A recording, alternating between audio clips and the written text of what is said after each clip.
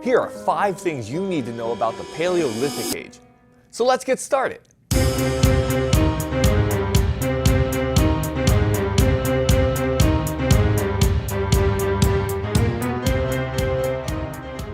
How's it going, everybody? Welcome to Virtual History 360. I'm Mr. Wade, and I'm here to help you understand history just a little bit better.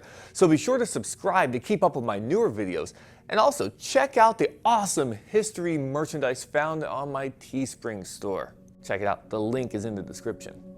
For today's video, we are going to be focused on the Paleolithic Age, but be sure to stick around until the end of the video to hear about the first human skeleton to be discovered from the Stone Age.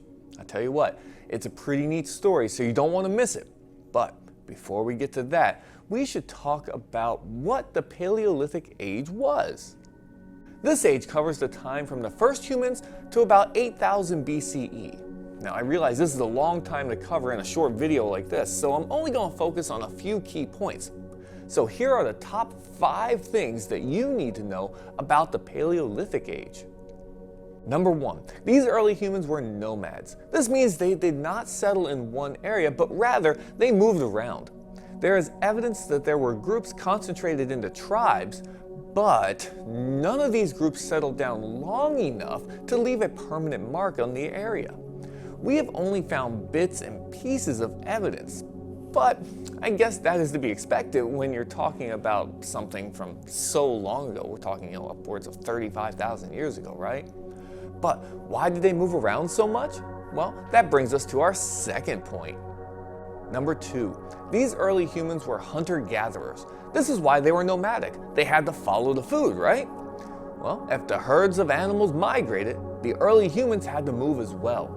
Following the food is what is believed to be the reason humans spread across the globe. Now, couple that with the Ice Age that created the Bering Land Bridge, and I think you can see why humans came to North and South America.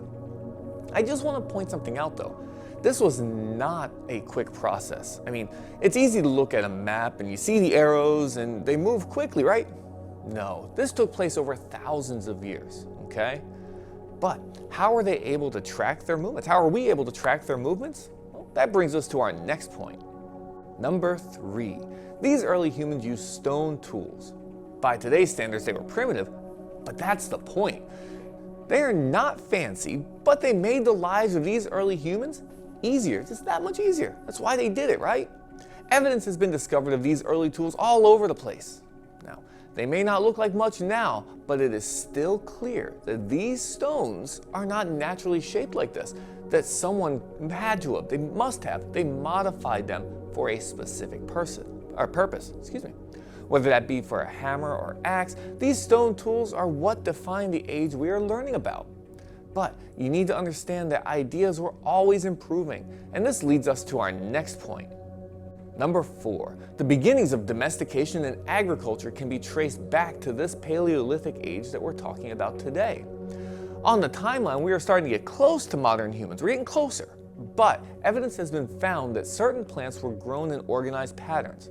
Now, I'm not talking about large-scale farming, but by analyzing coprolites in Israel, they were found in caves in Israel, it has been determined that large-seeded legumes, like early peanuts, think of it like that, they were being consumed during this era. Plants that were planted, and they would take the seeds with them. But like other innovations, it took time, but it had to start somewhere. Here you also find evidence of wild animals living with these early humans. This is the first step in artificial selection to domesticate. All right, think about this example. If you start with a wild wolf and selectively breed them and only keep the friendly puppies, you are shaping the future of the species.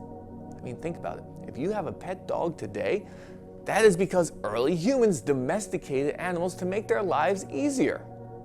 Number 5, cave paintings have been found from this era. This is something that makes us human. I'm talking about the appreciation for art and recording events. Cave paintings combine the two and can arguably be considered to be the first example of written history. Now, although it is not language or words, it is still a record of the lives of these early humans and the ones living in the Paleolithic Age that we're talking about. So the tradition of recording the past is why we know so much about our early ancestors, and it starts here with the Paleolithic Age. Now, what about that first Stone Age skeleton? Well, in 1823, a geologist from Oxford University named William Buckland was exploring caves in Wales and found a human skeleton.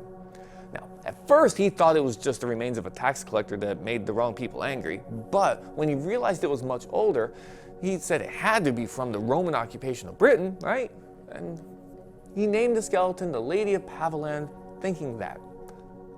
However, in 2009, the remains were dated, radiocarbon dating, and it was determined that this woman was about 33,000 years old. This makes this skeleton the oldest remains ever discovered in Great Britain. How crazy is that? Tell you what, leave a comment below telling me what you think about the story of the first Stone Age skeleton found in Great Britain. Let me know.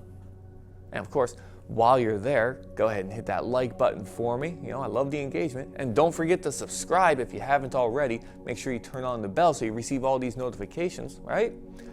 And after you do all that, be sure to check out my other videos like the ones you see to the side over here.